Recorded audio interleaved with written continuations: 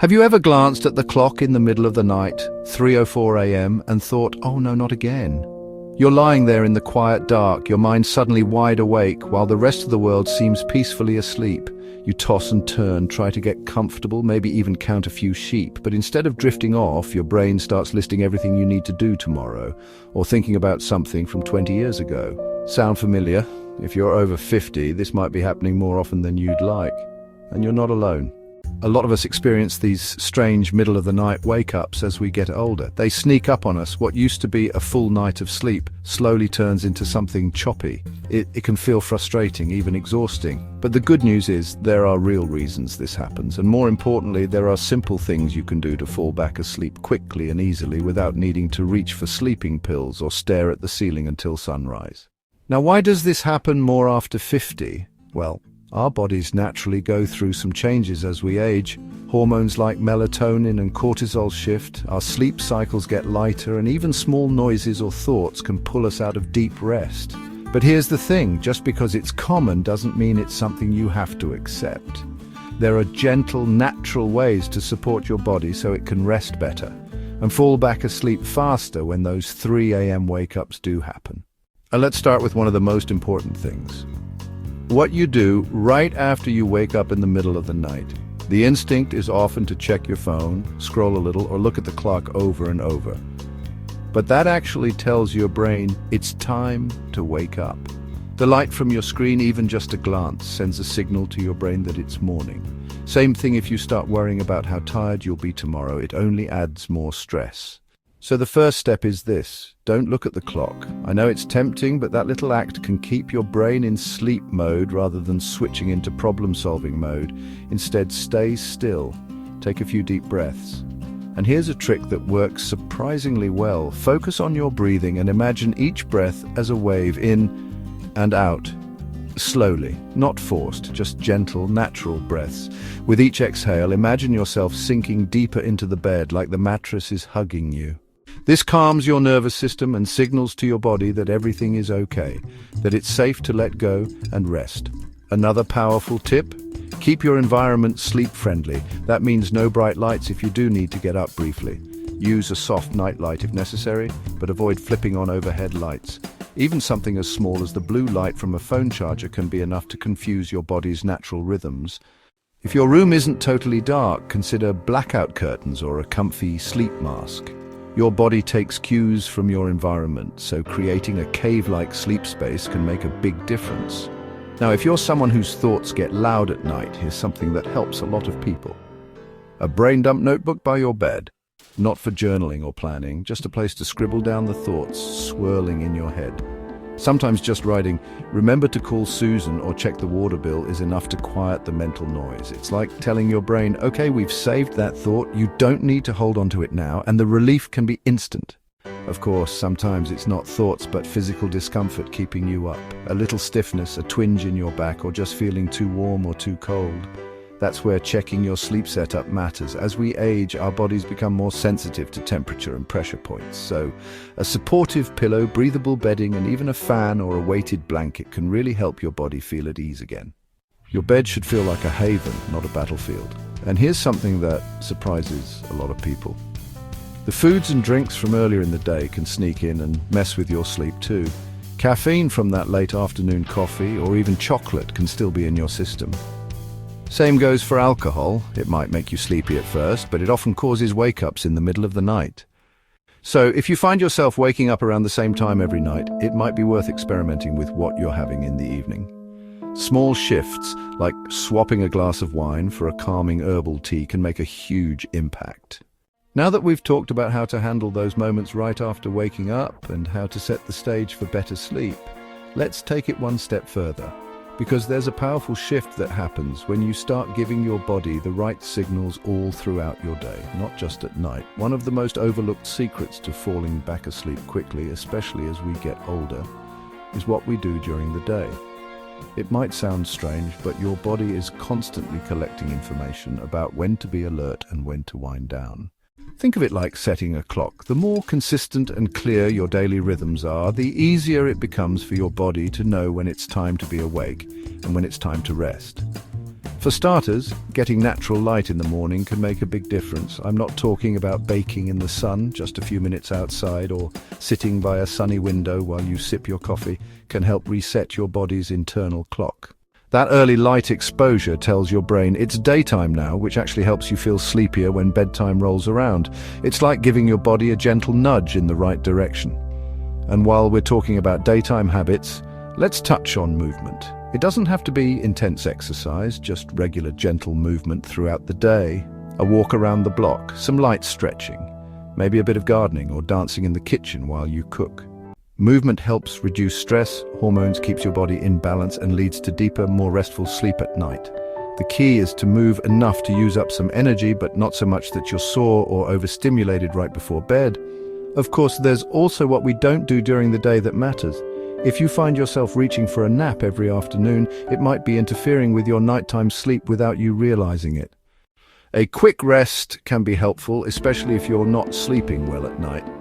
But anything longer than 20 to 30 minutes can actually throw off your internal rhythm. If you must nap, try to keep it short and early in the day. That way you still build up enough sleep pressure by bedtime. Now, let's talk about one of the biggest culprits behind 3 a.m. wake-ups, the busy brain.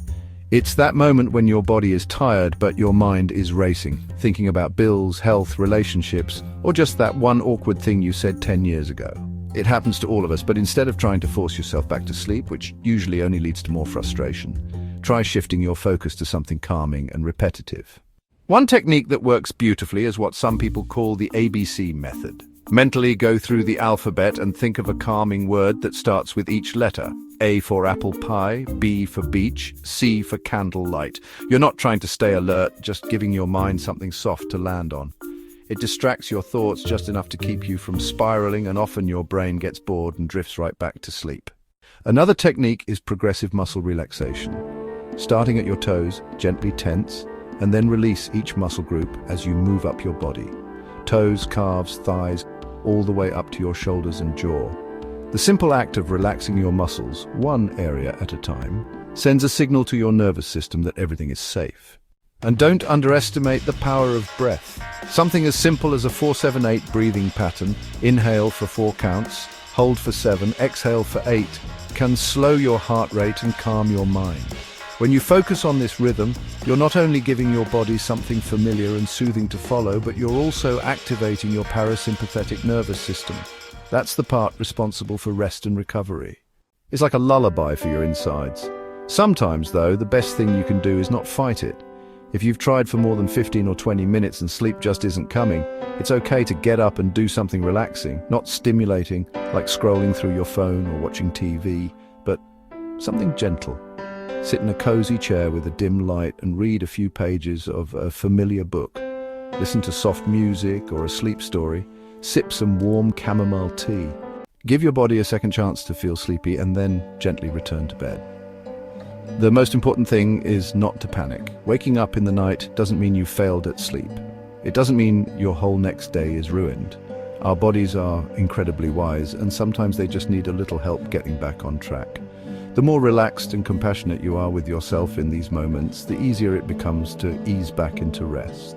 Stress is often the very thing keeping us awake, and when we remove that layer of pressure, sleep has a way of sneaking back in.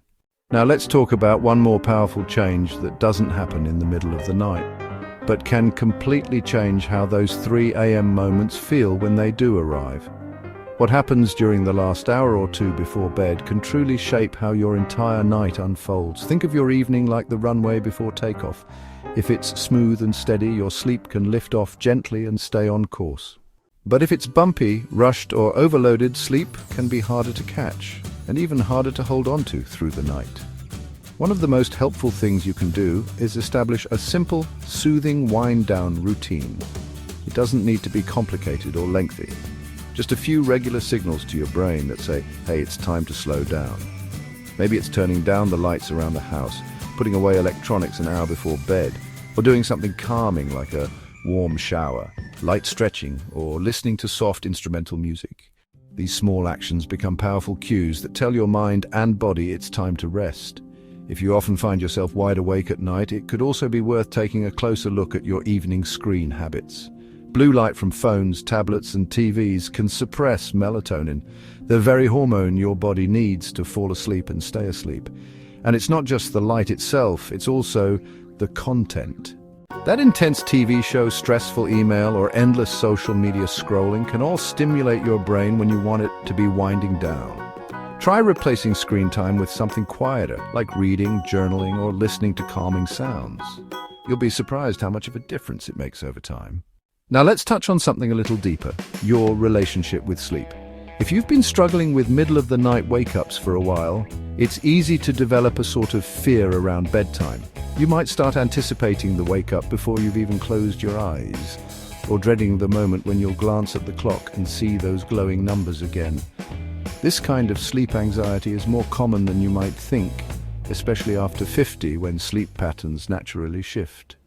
The truth is, the more pressure we put on ourselves to get back to sleep, the harder it becomes. But when you learn to approach those wake-ups with a sense of calm curiosity instead of panic, when you say to yourself, okay, I'm awake, let's see what my body needs right now, everything changes. You shift from frustration to awareness. You move out of that tight, stressed state and into one that's much more welcoming to sleep. And if you're lying there thinking, but I have so much to do tomorrow, I have to sleep, try flipping the script. Instead of focusing on what sleep means for your productivity, focus on what rest means for your well-being. Tell yourself, I'm doing something good for my body just by being still, by relaxing, by breathing. Sometimes, even if you don't fall asleep right away, simply resting deeply can give your body much of what it needs, and when you stop pushing so hard, sleep has more space to return naturally. One final thought that can be incredibly comforting, especially if you've been feeling alone in this. Waking up in the middle of the night doesn't mean something is wrong with you. It doesn't mean you're broken or that your sleep is beyond repair. It's something millions of people experience, especially as we age. Our bodies change, our rhythms shift, and sometimes we need to adjust the way we care for ourselves to keep up. That's not a failure, that's wisdom.